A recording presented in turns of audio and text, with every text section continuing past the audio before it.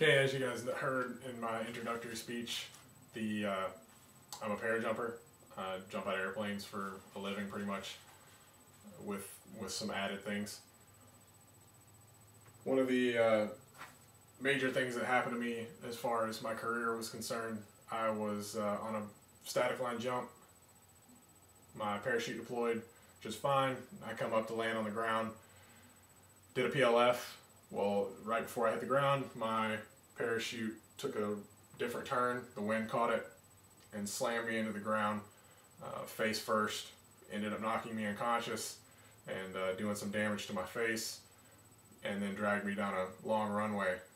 Well, what I'm going to talk about today sort of correlates to that as far as the wearing of a combat helmet or a MICH helmet, which is the main combat helmet for parachute jumpers or paratroopers in theater, and also regular infantrymen or ground troops on the ground to protect their head against bullets.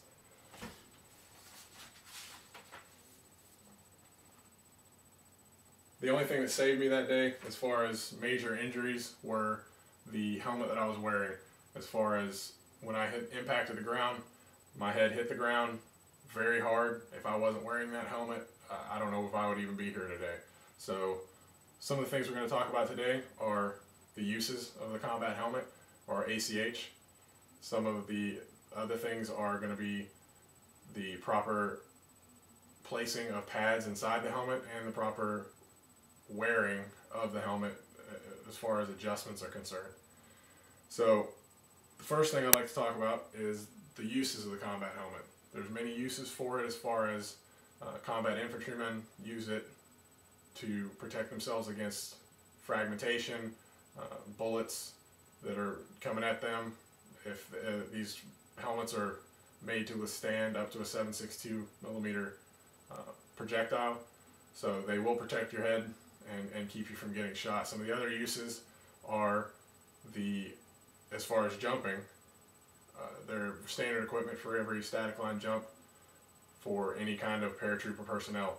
So whenever a paratrooper exits the aircraft and has a hard impact as far as the parachute, or he bounces off the side of the aircraft, that helmet's going to protect his head and keep him from taking damage to his brain, as well as when he lands, it protects his head from the ground.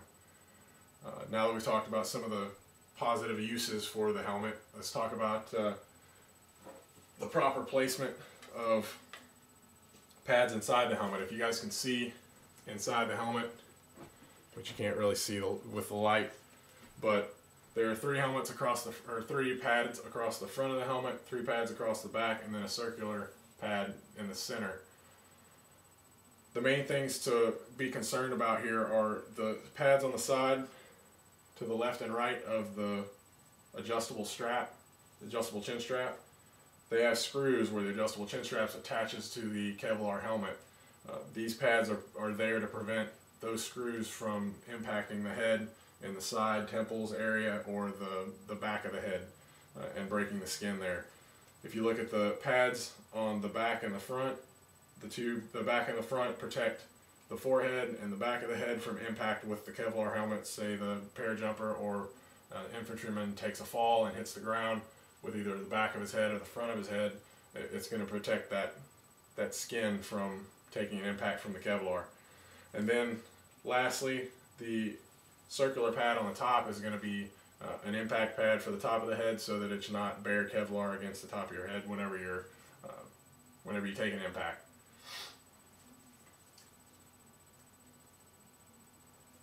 Now I've talked about the proper placement of the padding inside, let's talk about the proper wearing of the helmet. If you take a look at the helmet, that has a buckled strap and then 4 attachment points in the front, 2 in the front, 2 in the rear, that form the helmet to your head. What you're going to do is you're going to place the helmet on top of your head, center it on your head, make sure that the straps aren't twisted, they have no frays, tears, or anything like that. You're going to attach the chin strap to your chin, wrap it around, and make sure that it's tight enough to where the helmet is firmly on top of your head and doesn't move around when you shake it around. What you don't want is to have the helmet sit way up on top of your head or just completely engulf your head to where you can't really see.